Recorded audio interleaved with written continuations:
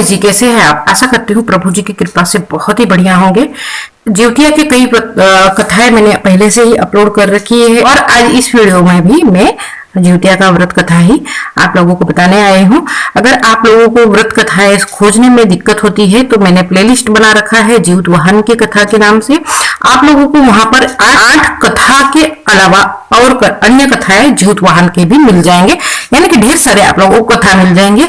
और वह प्लेलिस्ट खोजने में दिक्कत होती है तो यह वीडियो खत्म होता है तो एंड स्क्रीन पे, मतलब जो मोबाइल का आपका मेरा वीडियो खत्म होता है वहीं पे आप लोगों को वह प्लेलिस्ट मिलेगा। अगर आप लोग वहां पे क्लिक करते हैं तो सारा का सारा कथा आप लोगों को मिल जाएगा। अगर आप लोग फिर भी खोजने में दिक्कत होता है तो यह वीडियो को सेव करके रख ले अपने लाइब्रेरी में और प्लेलिस्ट भी सेव कर ले, ताकि आप लोग ज्योत वाहन के दिन वह कथा डायरेक्ट सुन सकते हैं या सुनकर बोल भी सकते हैं।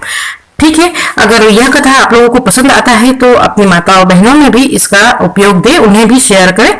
और ऐसे ही हमारे हिंदू धर्म के पर्व, तीज, त्योहार और व्रत कथाओं के बारे में जानने के लिए हमारे चैनल को सब्सक्राइब करें, साथ साथ में बेल बटन भी दबा दें ताकि जो भी वीडियो मैं अपलोड करूँ सारे के सारे नोटिफिकेशन आप लोगों को मिलते रहे।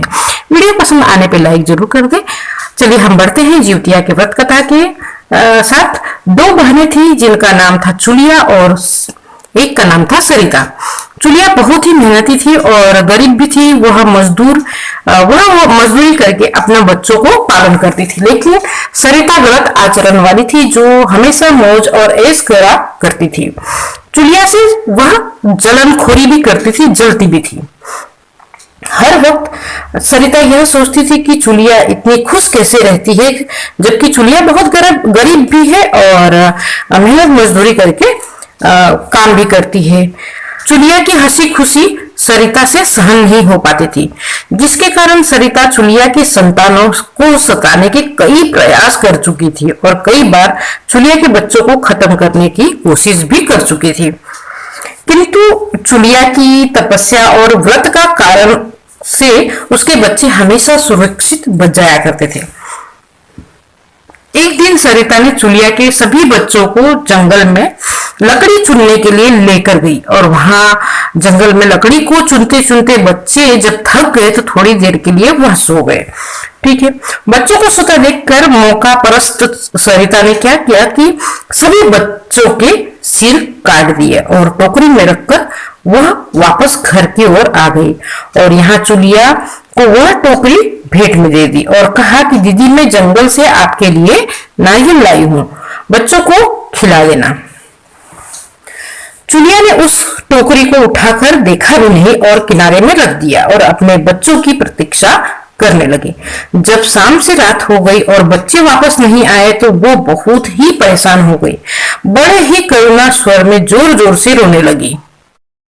यह करुणा भरे स्वर सुनकर पार्वती जी को रहा नहीं गया और उन्होंने शंकर जी से कहा कि हे प्रभु, कोई दुखियारी बहुत ही रो रही है, उसके रोने में बहुत ही दर्द छुपा हुआ है, मुझे बर्दाश्त नहीं हो पा रहा है, हमें चलकर देखना चाहिए कि कौन माता रो रही है, कौन दुखियारी रो रही है, क्यों रो रही है, हमें देखना जरूर चाहिए।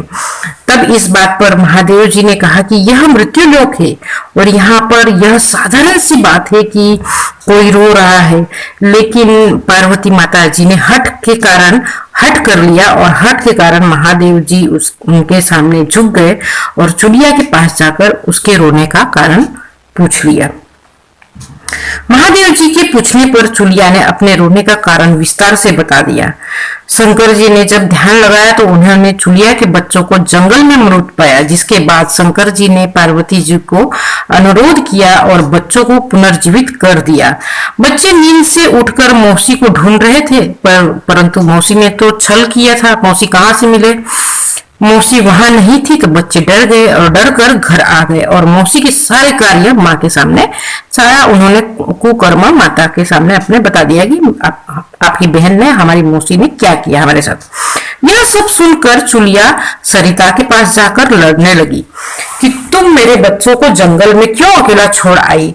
दोनों बहनों में लड़ाई शुरू हो गई और यह लड़ाई 7 दिन 7 रात तक चलती ही रही, किंतु लड़ाई का कोई हल नहीं निकला और लड़ाई होती रह गई। जिसके बाद दोनों ने उसी जंगल में एक तपस्वी को यह सारी घटना कह सुनाई, क्योंकि गांव वालों ने उनकी लड़ाई से गांव वाले भी समझा समझा कर थक गए थे कि क्या निर्णय लिया जाए। तो गांव वालों ने कहा कि वह एक जंगल में तपस्वी है, वहीं पर जाकर तुम दोनों अपना निर्णय करवा लो। तो वह तपस्वी के पास गए जंगल में और उन्होंने सारी घटना कह सुनाई। घटना सुनने के बाद तपस्वी ने दोनों को आदेश दिया उनको परखने के लिए कि सही बात कौन बोल रहा है। यह परखने के लिए उन्होंने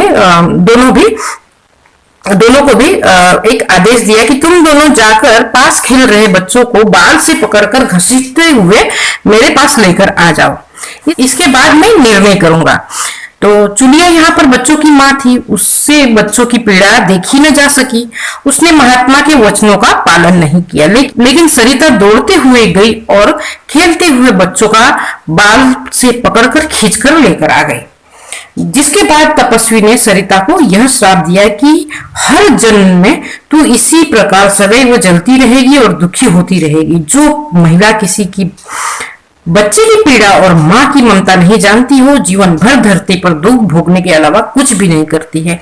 तो हे प्रभु जी, जिस तरीके से आपने चुलिया का दिन लौटाया, जिस तरीके से आपने चुलिया के बच्चों को जीवन दान दिया, उसी तरीके से हर माताओं के बच्चों का दिन लौटाइए, उनको जीवन दान दीजिए, उनको दीर्घायु कीजिए। यही कामना के साथ यह व्रत कथा समाप्त होती है। अगर इस व्रत कथा में मुझसे कोई भूल चूक हुई हो तो प्रभु जी मुझे माफ करे और सुनने वाले की भी गलती माफ करे।